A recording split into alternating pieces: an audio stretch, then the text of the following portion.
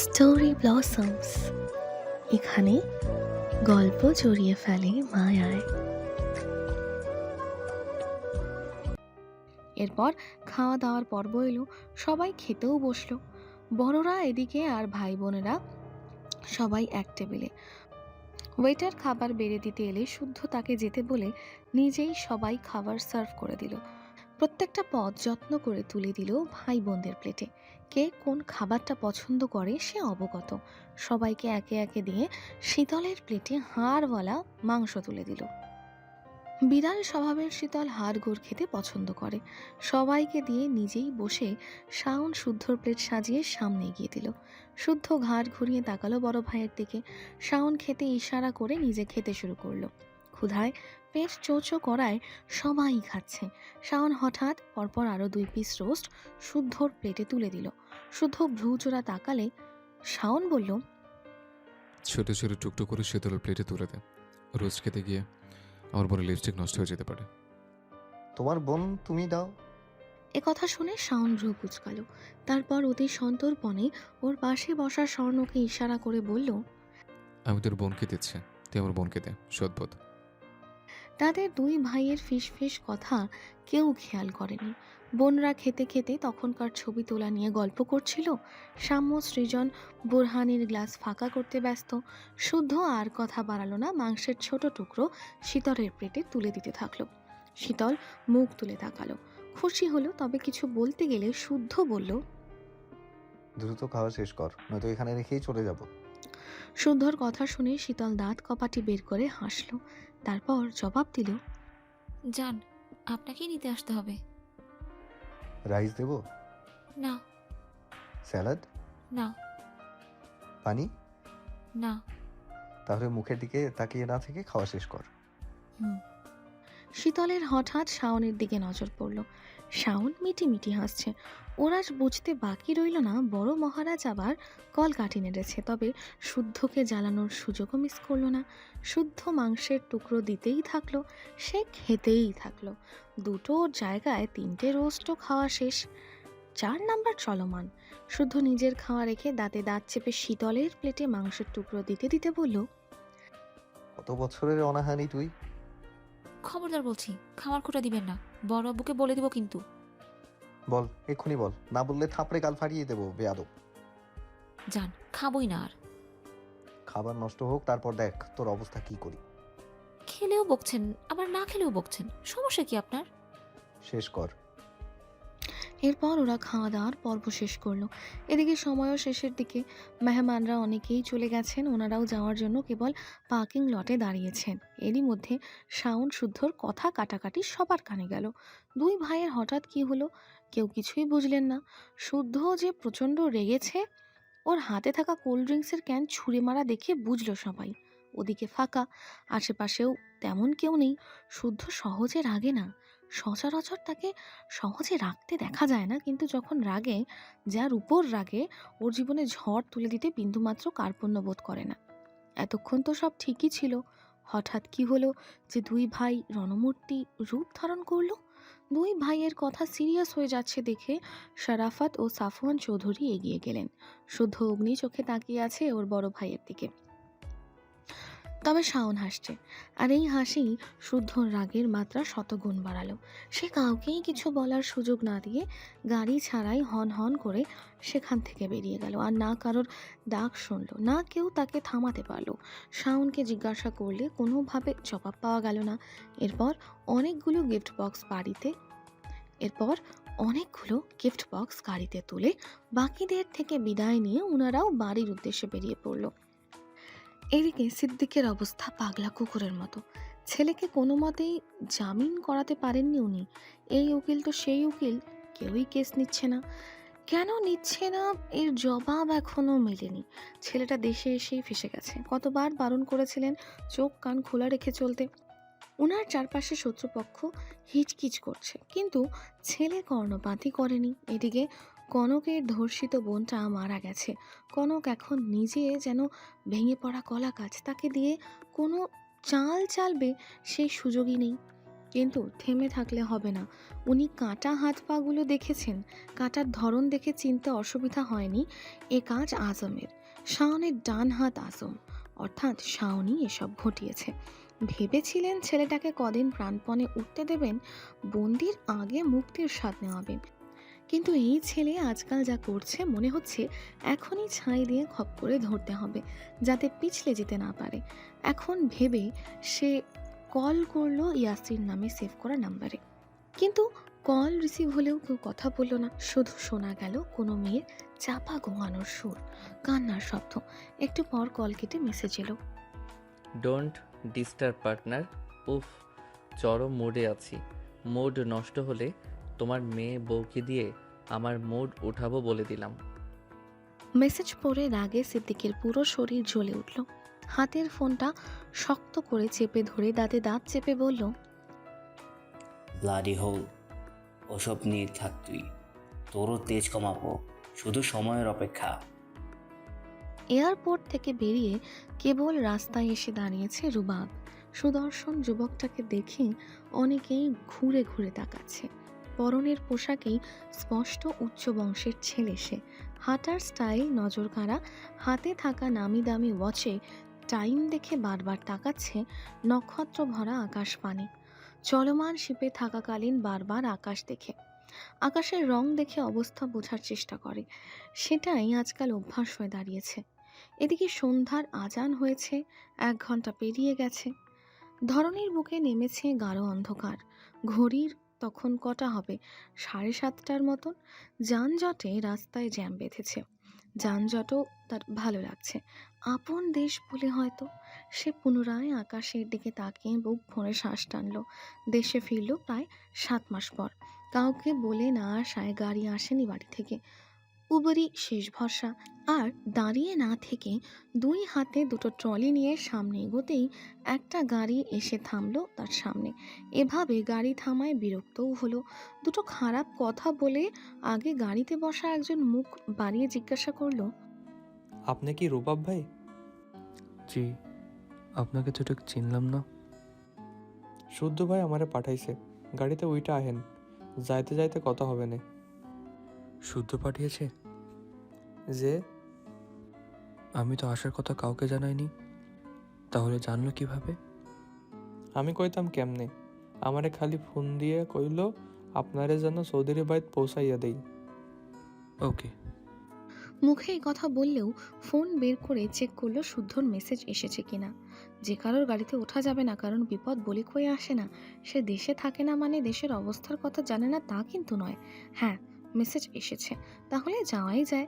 তারপর আজমের সাথে গল্প করতে করতে সে রওনা হলো চৌধুরী বাড়ির উদ্দেশ্যে। সারাদিন বিয়ের ঝামেলা শেষে ক্লান্ত দেখে বাসায় ফিরেছে সবাই। শুদ্ধর সাথে শাওনের কিছু একটা নিয়ে খুব কথা কাটাকাটি হয়েছে, তবে শাওন ভাইয়ের কথায় হেসেছে। হাসতে হাসতে গড়াগড়ি খাওয়া অবস্থা। ভাইকে হাসতে দেখে শুদ্ধ রাগে জেদে সবার আগে রিসর্ট থেকে বাসায় এসে ফ্রেশ হতে ওয়াশরুমে ঢুকেছে। শাওয়ারের নিচে দাঁড়িয়েও রাগে গা কাঁপছে। এর কারণও শীতল। সব দোষ ওই বেয়াদবটার। আজ সারাদিন তাকে জ্বালিয়ে মেরেছে, আর এইসব ভুলভাল কাজে ওকে উস্কে দিয়েছে শাওন। ভালোবাসার জীবাণু টিবাণু বলে আজ আইরা সব যুক্তি দিয়ে ব্রেন ওয়াশ করেছে গাধিটার। কদিন ধরেই হচ্ছে এসব। মাথা মোটা গাধিটাও সেসব ব্রেনে ঢুকিয়ে তাকে জ্বালাচ্ছে। যখনই শীতলের দিকে তাকিয়েছে তখনই দেখে শীতল আগে থেকেই ওর দিকে তাকিয়ে আছে। মানে হয় এসবের। সে সময় নিয়ে শাওয়ার নিয়ে বের হতেই দেখে শীতল বিছানায় বসে আছে। পরনে অনিয়ন কালারের শাড়ি, খোলা চুল, কপালে ছোট্ট একটা কালো টিপ। দুপুর থেকে মাথায় হিজাব পরা থাকলেও এখন এলো চুল। ওকে দেখেই শুদ্ধ খাটের নিচে থাকা চেলাকাটা নিয়ে এক বাড়ি বসিয়ে দিল শীতলের বাহুতে। শীতল উফ মা বলে কুকিয়ে উঠল। অন্য সময় হলে হাউমাউ করে কেঁদে উঠত, কিন্তু এখন কাঁদা তো দূর, বসা থেকে উঠে দাঁড়িয়ে ওরই পায়ের পাতার উপর উঠে দাঁড়িয়েছে। চোখে ভয়ের লেশ মাত্র নেই। শীতলের পাগলামি দেখে স্থির হয়ে দাঁড়িয়ে আছে শুদ্ধ। কেবল শাওয়ার নিয়েছে, তারপরেও দরদরিয়ে ঘামছে সে। কানের পাশ দিয়ে গড়িয়ে যাচ্ছে সরু চিকন ঘাম। ওর পায়ের পাতার উপর দাঁড়ানো শীতলকে বড্ড বেশি অচেনা লাগছে। চোখে অন্যরকম চাহনি, ঠোঁটে যেন সর্বনাশা কিছুর ইঙ্গিত। তবে সে কিছুতেই এসবে প্রশ্রয় দেবে না। তাই শীতলকে সজোরে ধাক্কা দেওয়ার আগেই শীতল শুদ্ধর কাঁধ শক্ত করে আঁকড়ে ধরল। অতঃপর কিছু বুঝে ওঠার আগেই শুদ্ধর কানের 2 ইঞ্চি নিচে নরম মাংসের চুমুক গেঁথে বসল। হঠাৎই নরম ওষ্ঠর ছোঁয়া পেয়ে কেঁপে উঠল শুদ্ধর সর্বাঙ্গ। চোখে মুখে স্তম্ভিত ভাব। কেবলই কি ঘটল তা বুঝে ওঠার আগেই শীতল ফিসফিস করে বলল, শুদ্ধ ভাই, আপনার নামে যদি দু একটা কলঙ্ক মাখি, আপনি কি রাগ করবেন? শুদ্ধ হতবাক, হতভম্ব চোখের চাহনি। ঘাড়ের কাজটা ঘির ঘির করছে। কি হয়ে গেল? কি ঘটালো এই মেয়ে? ধারণা আছে সে কি করছে আর কিসবের আবদার করছে? ওর নামের কলঙ্ক মাখার? কলঙ্কের মানে বোঝে সে? আবদার করে কলঙ্ক মাখা যায়, তা আবার ওর নামের কলঙ্ক? সে কিয়ৎকার কোনো কথাই বলল না, বলা বাহুল্য বলতে পারল না। শুধু নিশ্চুপ হয়ে শীতলের কাজল চোখের দিকে তাকিয়ে রইল। ঝোঁকের বশে অঘটন ঘটিয়ে এখন মৃদুভাবে কাঁপছে শীতল, এবং কাঁপনের মাত্রা বাড়ছে। চোখে চোখ রাখতে পারছে না, ঘামছে। বুঝতে বাকি নেই শাওনের ফাঁদে পা দিয়েছে শীতল। শাওনের কথায় ওর রাগ ভাঙানো এই কাজটা করছে। মোট কথা দুটোতে মিলে তাকে গেমের গুটি বানাচ্ছে, কিন্তু সে এটা হতে দেবে না। আজ অব্দি নিজের বানানো গেমে অন্যকে গুটি বানাতে অভ্যস্ত সে। হঠাৎ গুটি হবে কিভাবে, তাও জেনে শুনে? হাস্যকর। এতদিনের অভিজ্ঞ খেলোয়াড়ের অভ্যাস কি ছাড়া যায়? মোটেও না। তাই সে ঠান্ডা চাহনি নিক্ষেপ করে হাড় হিম করা কণ্ঠে বলল, সত্যিই ভালোবাসিস আমাকে? হুম, কতটা? অনেকটা। বিয়ে করবি? শীতল নিশ্চুপ। শুদ্ধর ঠান্ডা চাহনি দেখে ঠকঠক করে কাঁপছে। চোখের পানি আপনা আপনি গড়াতে শুরু করেছে। তাকে কাঁপতে দেখে শুদ্ধ পুনরায় বলল, প্রেম চাস নাকি প্রেমিক? দুটোই। হুম, যে কোনো একটা অপশন। প্রেমিক। সামলাতে পারবি? পারবো। বাড়ির সবার সামনে দাঁড়িয়ে এখন যা বললি বলতে পারবি? তোর বড় আব্বুর থেকে আমাকে চেয়ে নিতে পারবি? কি হলো বল? এক বুক সাহস নিয়ে উঁচু কণ্ঠে বলতে পারবি তুই আমার বউ হবি? কিরে, পারবি না? কথা বল, এখন চুপ কেন? সৎ সাহস নেই? কিরে, উত্তর দে। এখনই সব ভালোবাসা উবে গেল? সর, যা। তোরা কেউ আমার চোখের সামনে আসবি না। আজকের পর থেকে তোরা আমার কেউ না, কেউ না। যারা অকারণে আমার ইমোশন নিয়ে খেলতে চায়, মিথ্যে ভালোবাসার দাবি নিয়ে এসে আমাকে ফাঁদে ফেলে চরমভাবে দুর্বল করতে চায়, তারা আমার কেউ হতেই পারে না। এ কথা বলে শীতলকে নিজের থেকে সরিয়ে বাইকের চাবি নিয়ে হন হন করে রুম থেকে বেরিয়ে গেল। গ্যারেজ থেকে বাইকটা নিয়ে বের হতেই শাওনের সাথে মুখোমুখি হলো। শাওন কিছু বলতে গেলে বাইকের গতি দ্বিগুণ বাড়িয়ে পাশ কাটিয়ে চলে গেল। শুদ্ধর থমথমে মুখ দেখে শাওন ও শিট। বলে ছুটল বাড়ির দিকে। প্রাণপণে ছুটে ওর বাইকের চাবিটা নিয়ে সেও বাইক ছুটালো রাগান্বিত ভাইয়ের পেছন পেছন। বাইকের গতি বাড়িয়েছে শাওনও। কিছু দূর গিয়ে দূর থেকে সে শুদ্ধকে একটু দেখতে পেল। শুদ্ধর বাইকের স্পিড দেখে শাওনের কাল ঘাম ছুটে গেল। ভাই যে বড্ড খেপেছে। এখন এই পাগলটাকে থামাবে কিভাবে? কিভাবে কি করবে সে? ওর মাথাও কাজ করা বন্ধ করে দিল। অজানা এক ভয়ে বুক কাঁপতে লাগলো। এই ছেলের বাইকের যা গতি, না থামালে নির্ঘাত শুদ্ধ অ্যাক্সিডেন্ট করবে। আপাতত আর কিছু ভেবে পেল না সে, তাই বিপরীত পথ ধরল। কিন্তু তাতেও কাজ হলো না। তবে আগে পিছে চলতে থাকলো দুই ভাইয়ের দুটো বাইক। শাওন যখন একটু নাগাল পেল তখন চেঁচিয়ে বলল, শুদ্ধ, শুদ্ধ দাঁড়া। বাইক থামা ভাই, আমার কথাটা অন্তত শোন। শীতলকে ভালোবাসতে হবে না। জীবনে বলবো না কি ভালোবাসার কথা। যা বলেছে তার জন্য আমি সরি। ভুলে যা সব। শীতলকেও বারণ করে দেব। সে তোকে আর কখনো চালাবে না। ভালোবাসার দাবি নিয়ে তোর সামনে আসবে না। এবার একটু শান্ত হ। স্পিড কমও ভাই। এই ভাই, আমার কথা শোন। প্লিজ প্লিজ থাম। সামনে হাইওয়ে, স্পিড কমা কুত্তার বাচ্চা। এই এই ভাই, অ্যাক্সিডেন্ট হয়ে যাবে। পায়ে পড়ে, এবার থাম থাম না শুদ্ধ। শাওনের ব্যাকুল কণ্ঠস্বরে শুদ্ধর মন গলল না। শুনেও শুনল না ভাইয়ের আর্তনাদ। শুধু চোয়াল শক্ত করে তীক্ষ্ণ দৃষ্টিতে সামনে তাকিয়ে রইল। ওর মস্তিষ্কে তখনও এলোমেলোভাবে ঘুরপাক খাচ্ছে কিছুক্ষণ আগের ঘটনা। চোখের পাতায় জল জল করে ভাসছে কারো কান্না ভেজা চোখ। কানে বাজছে কম্পিত স্বরে বলা, শুদ্ধ ভাই, আপনার নামে কলঙ্ক মাখতে চাই। এদিকে শাওন তখনও অনুরোধ করেই যাচ্ছিল, বারবার বলছিল বাইক থামাতে, বসে কথা বলতে। শুদ্ধ নিজেও অনুভব করলো ওর শরীর অবশ হয়ে আসছে, হাত কাঁপছে, কাপা হাতে ব্রেক ধরে রাখা মুশকিল। তখন ওর বাইক হাইওয়ে পেরিয়েছে, এরপর এলো নির্জন এক রাস্তা, এরপর ছুটে চলেছে ব্রিজের উপর দিয়ে। ব্রিজের নিচে নদীর পানি অশান্তভাবে বয়ে চলেছে, বইছে অবাধ্য বাতাস, মাথার উপরে নক্ষত্র ভরা আকাশ। ব্রিজের উপর দুই ভাইয়ের বাইক তীব্র গতিতে ছুটে চলেছে, কেউ থামছে না, কারো থামার ইচ্ছেও নেই বোধহয়। তখন একটি মালভর্তি ট্রাক দ্রুত গতিতে ছুটে এলো। তাদের দেখে বারবার হর্ন বাজাচ্ছে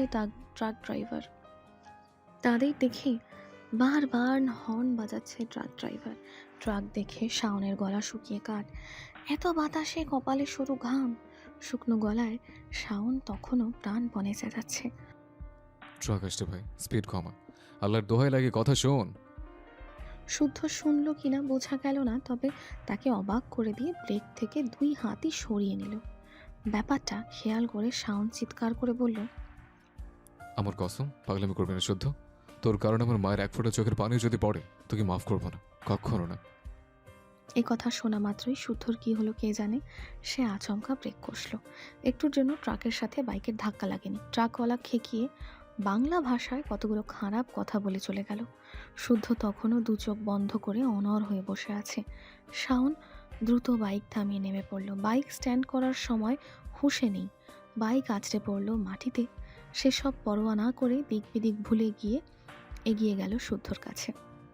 শুদ্ধর শার্টের কলার ধরে বাইক থামিয়ে সজোরে এক ঘুষি বসিয়ে দিল নাক বরাবর। দ্বিতীয় ঘুষি বসানোর আগে খপ করে ধরে ফেলল শুদ্ধ।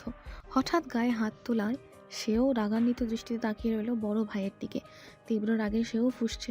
তখন শাওন শুদ্ধর বুকে সজোরে ধাক্কা দিতেই শুদ্ধ দুপা পিছিয়ে গেল। শাওন এক ধাপ এগিয়ে আর এক ধাক্কা মেরে চেঁচিয়ে বলল, কুত্তার বাচ্চা, ভাববার আমার সাথে ভাব। তোমার ভাবকে চোদার সময় নেই আমার। কখন থেকে ডাকছে, কতবার ডাকলাম, কথা কানে যায় না? বড় হয়ে গেছ? হাতুই বড় হয়েছে, বড় ভাইয়ের কথা শোনো মুডও আসে না তোমার? তাহলে শোনো রাখো, তোমার বালমার্কে মোটের মাকে যদি তফারফা করার ক্ষমতা আমি রাখি। ভাষা ঠিক করো। কিসের ভাষা ঠিক করবো? করবো না, মারবি মার, আয়। শুদ্ধ চোখ বন্ধ করে রাগ সংবরণ করার চেষ্টা করছে। রাগে মাথা থেকে পা অব্দি জ্বলছে। শাওন যদি তাকে মেরে টুকরো টুকরো করেও ফেলে, তবুও সে ভাইয়ের গায়ে হাত উঠাতে পারবে না, কখনো না। তাকে চুপ দেখে শাওন পুনরায় চেঁচিয়ে বলল, সামান্য ব্যাপারে তো সিনক্রেট করার কি আছে? কি এমন হয়েছে যে এত রাগ দেখাতে হবে? মানুষ চাচাতো বোনকে ভালোবাসে না? আমি বাসিনি? আমি মরে গেছি নাকি? নাকি আমার দেহ পচে গেছে? তোমার কাছে সামান্য হলেও আমার কাছে তা নয়। তাহলে তোর কাছে কি? বল, কি সমস্যা তোর? শীতল তোর যোগ্য না?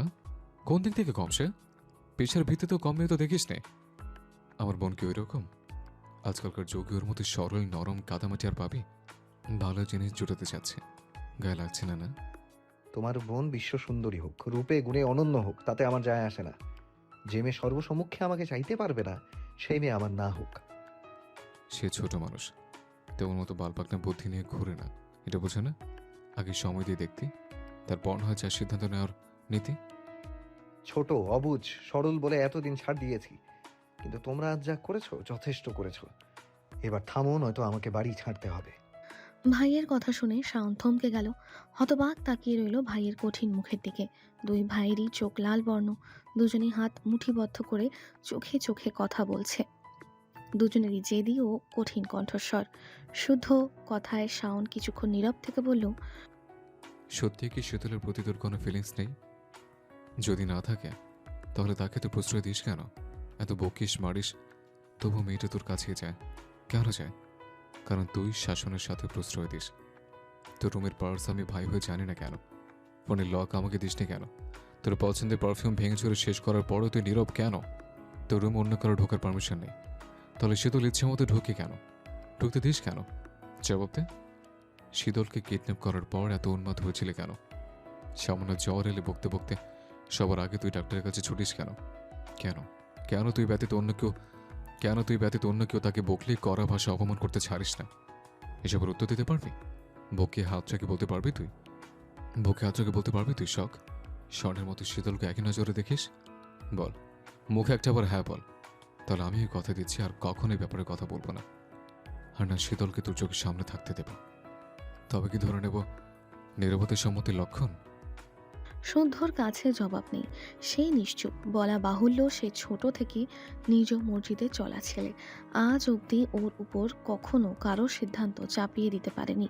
ভদ্রতা কিংবা অন্য কিছুর অজুহাতে সেও কারো সিদ্ধান্ত মুখ বুঝে মেনে নেয়নি। যদি নিত তাহলে এখন সায়েন্টিস্ট নয়, মেরিনার পেশায় কর্মরত থাকতে হতো। দিনের পর দিন থাকতে হতো শিপে। পরিবার স্বজন ছাড়াই সময় কাটত সমুদ্রের শান্ত অশান্ত পানির উপর। অথচ সে বরাবরই চাইতো সায়েন্টিস্ট হতে। নতুন কিছু তৈরির নেশা তাকে জেঁকে ধরতো, কিছু করার জন্য হাত নিষ্পিস করত। মোট কথা, সে বরাবরই একরোখা জেদি। যা করবে ঠিক করে, করেই ছাড়ে। এবং যা আমার, সেটা কেবল আমারই। এই নীতিতে বিশ্বাসী ছিল, এখনও আছে। যেখানে সে অন্যের মতের ভিত্তিতে কখনো এক পা ফেলেনি, সেখানে জীবনসঙ্গী বাছাইয়ের ক্ষেত্রে তা মানবে কেন? আর কাকে মানার কথা আসছে? ওই বেয়াদব অবাধ্য গাধীটাকে, যে ভালোবাসার মানে বোঝে না, শাসন বোঝে না, চোখের নিগুড়ো চাহনি বোঝে না, শাসনের আড়ালে আগলে রাখা বোঝে না, যার নিজের অনুভূতি সম্পর্কে সামান্য জ্ঞানটুকু নেই, তাকে চাইবে? তাকে না, কখনো না।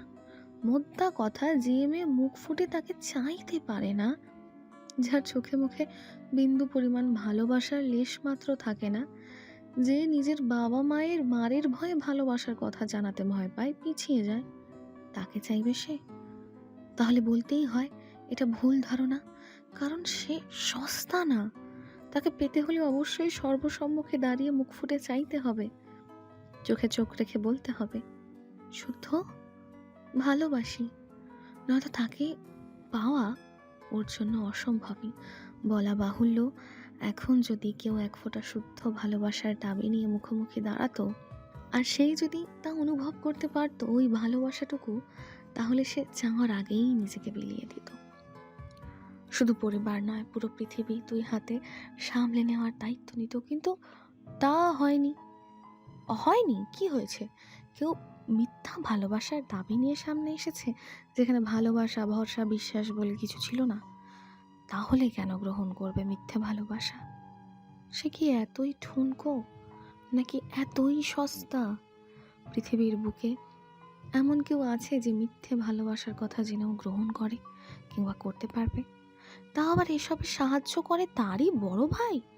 সেও একবার ভাবলো না এভাবে ভালোবাসা হয় না? এসব সম্পূর্ণ মনের ব্যাপার, দু একদিনের কোনো গেম নয়। ভাবনার মতো জীবন এত সহজ নয়। মন এত বোকা নয় যে ওকে ভালোবাসি বললেই ভালোবাসা হয়ে গেল। এরা যা করেছে মোটেও ভালো করেনি, মোটেও না। মনে মনে এসব ভেবে শুদ্ধ বাইকের উপর বসতেই শাওন ওর বাইকের চাবি কেড়ে থমথমে সুরে বলল, কথা শেষ করে যা। কিসের কথা? সমস্যা কি তোর? আমার কোনো সমস্যা নেই। তাহলে জবাব দিয়ে যা। চাবি দাও। শীতলকে মেনে নে। এত কিছু বলার পরও শুদ্ধর নীরবতা সহ্য হলো না শাওনের। সে পকেট হাতড়ে ওর ফোন বের করে এখনকার তোলা পিক শীতলের ছবি বের করলো। তারপর সেই ছবির উপর শুদ্ধর এক হাত চেপে ধরে তেজি সুরে বলল, এবার বল ভালোবাসিস না, তার প্রতি কোনো ফিলিংস কাজ করে না। যদি মিথ্যে বলিস তাহলে শীতল যেখানে থাকুক না কেন, যে অবস্থাতেই থাকুক, ধরফড়িয়ে মরুক, আমি গিয়ে দাফন করবো তাকে। এই কথা শুনে শুদ্ধ হাত ছাড়াতে গেলে শাওনের জেদটা যেন বেড়ে গেল। সেই শুদ্ধর হাতটা আরো শক্ত করে চেপে ধরল। সে উত্তর জেনেই ছাড়বে। ভাইয়ের ছেলে মানুষই দেখে শুদ্ধ বিরক্ত হলো। তবে কোনোভাবেই ওর হাতটা শীতলের ছবির উপরে ধরে রাখা গেল না। এবার উত্তরও সুস্পষ্ট। শাওন বুঝে আচমকা হু হু করে হেসে উঠল। হাসতে হাসতে মাটিতেই বসে পড়ল। চোরের ধর্ম চুরি করে বলা, আমি চুরি করিনি, অথচ তলে তলে শিক কেটে বসে আছে। অবশ্য চোরের ধর্মে একটু হেরফের না হয়ে এক পক্ষে ভালোই হয়েছে, নতুবা মাছ ভাজা উল্টে খেতে জানে না। এই প্রবাদটির একটু হলেও কদর কমে যেত। সে খুব ভালো করে জানে এই ছেলে ভাঙবে তবুও মচকাবে না। হঠাৎ কিছু মনে হতেই শাওন তড়িৎ বেগে দাঁড়িয়ে গেল, এগিয়ে এসে শক্ত করে জড়িয়ে ধরল শুদ্ধকে। ইস, তখন রাগের মাথায় মেরে বকে দিয়েছে। পরক্ষণে শুদ্ধর গালে চুমু এঁকে বলল। সরি ভাই। শুদ্ধ বিরক্ত মুখে নিজেকে ছাড়িয়ে বাইকের চাবি নিয়ে ওর বাইক স্টার্ট করলো। তাকে যাওয়ার প্রস্তুতি নিতে দেখে শাওনও হাসতে হাসতে বাইক টেনে তুলে তারপর ধীরে সুস্থে বাইক স্টার্ট করলো। দুজনেই স্বাভাবিক গতিতে যাচ্ছে। তখন শাওন বলল, বাড়ি চল। কাজ আছে, তুমি যাও। দেরি হবে। হুম। যেখানে যাচ্ছিস যা, প্রথম সেহরি যেন বাড়িতেই হয়। শুদ্ধ জবাব দিল না। অনেকটা পথ দুই ভাই একসাথে এসে হাইওয়ে থেকে ভিন্ন পথ ধরল। ওদের কিছু কথা, কিছু প্রশ্ন অপ্রকাশিত থেকেও প্রকাশ হয়ে গেল। তবে একটা কথা না বললেই নয়, মাঝে মাঝে নীরবতা রাগ বাড়ায়। রাগে বাড়ে অভিমান, অভিমানে বাড়ে দূরত্ব। শুদ্ধ জানে না এখনকার পর থেকে শীতলের সাথে ঠিক কতটা স্বাভাবিক হতে পারবে, আর শীতলই বা সেটা কিভাবে নেবে। তবে যেটাই হোক, এর শেষও দেখেই ছাড়বে। বড় মামি, মেজ মামি, ছোট মামি, শখ, স্বর্ণা, ছুটকি, কই রে সব? ট্রলি হাতে দরজা দিয়ে ঢুকতে ঢুকতে সমানে চেঁচাচ্ছে রুবাব। ড্রয়িং রুমে কেউ নেই দেখে ওর কণ্ঠস্বর সমানে বাড়ছে। সারা দিনের ধকল কাটিয়ে সবাই ফ্রেশ হয়ে বিশ্রাম করছিল। রাতে প্রথম সেহরি, আগামীকাল প্রথম রোজা। বাড়ির সবাই রোজা রাখবে।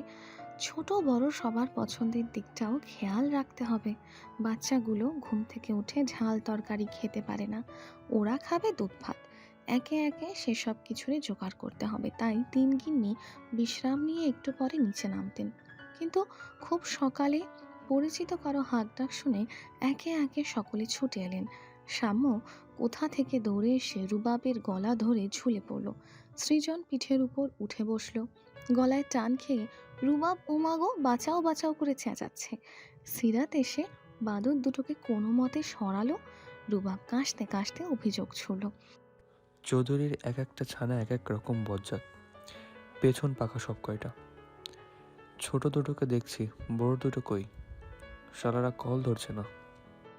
এ কথা বলে সিরাতকে দেখে গাল ভর্তি হেসে বলল, আরে শাশুড়ি মা যে, কেমন আছো বলো? সিরাত হেসে রুবাবের মাথা ভর্তি কোকড়া চুলগুলো এলোমেলো করে দিল। বলা বাহুল্য এটা ওনার বহু পুরনো অভ্যাস। উনি যখনই রুবাবের চুল এলোমেলো করে দিতেন, রুবাব গাল ফুলিয়ে সোজা অভিযোগ জানাতো শাওয়ান চৌধুরীর কাছে। আদরের সুরে শাওয়ান চৌধুরীর গলা জড়িয়ে ধরে বলতো, মেজো মামা, ও মেজো মামা, মামি আমার চুল নষ্ট করে দিচ্ছে, আমি কিন্তু খুব রেগে যাচ্ছি। বড় হলে তোমার মেয়ে নিয়ে পালাবো, দোষ দিবে না কিন্তু। ছোট রুবাবের কথা শুনে সবাই হেসে লুটোপুটি খেত।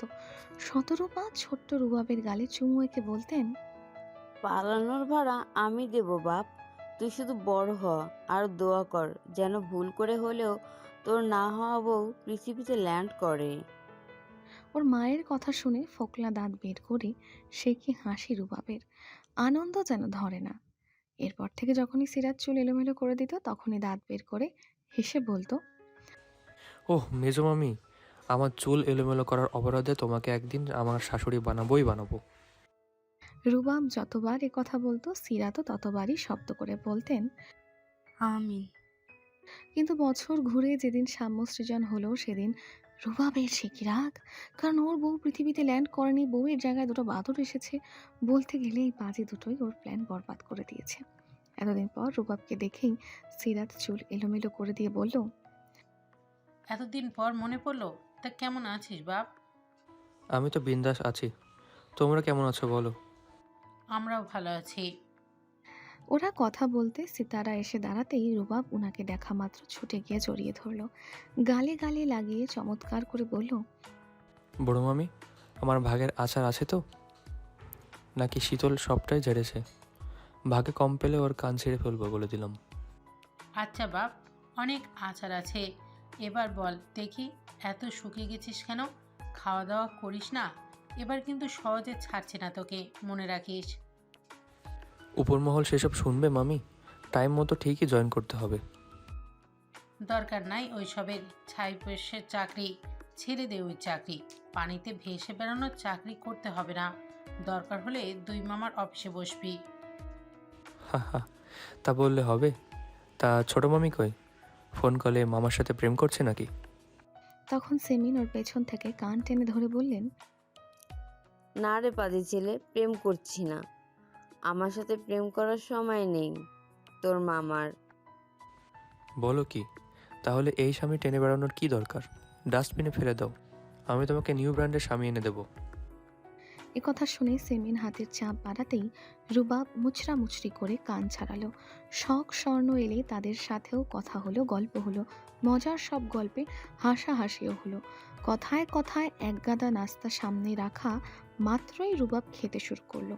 তখন শীষ বাজাতে বাজাতে বাইকের চাবিটা কায়দা করে আঙুলের ডগায় ঘোরাতে ঘোরাতে শাওন এলো।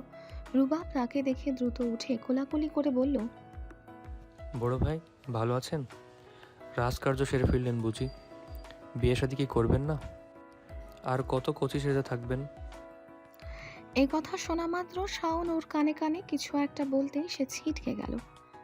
নাক মুখ কুচকে বলল, ছি, তুমি একটা অশ্লীল। শাওন রুবাবের কাঁধ জড়িয়ে ধরে একই সোফায় বসলো। তিন গিন্নি তখন রান্নাঘরে ডাইনিং টেবিলে শখ স্বর্ণ সাম্য সৃজন রুবাবের আনা পিৎজা ভাগাভাগি করতে বসেছে। এদিকে আর কেউ নেই দেখে শাওন রুবাবকে বলল, ভাই সম্মান নিবা? সম্মান? রুবাব কলার ঝাঁকিয়ে ভাব মেরে বলল, অবশ্যই নেব। আমার বোন নিবা অথবা আমাকে সম্মান দিবে না তা তো হবে না। কি বলেছি তোমাকে সম্মান দেব না? এসো, সম্মান নাও। তা সম্মান কোথায় নিবা? সামনে নাকি পেছনে? তা ঠিকঠাক লোড নিতে পারবা তো? এ কথা শুনে রুবাব এক লাফে উঠে রান্নাঘরের দিকে যেতে যেতে বলল, বড় মামি, সায়ন ভাইয়ের দ্রুত বিয়ে দিয়ে দাও। এর বিয়ে দেওয়া ফরজ হয়ে গেছে। এ কথা শুনে সিতারা পেঁয়াজ কাটতে কাটতে জবাব দিলেন, ও একবার নিজের মুখে বিয়ের কথা বলো, 2 দিনের মধ্যে ওকে বিয়ে করাবো আমি। সিতারার কথা শুনে শাওন ঠোঁট কামড়ে হেসে স্বর্ণের দিকে তাকালো।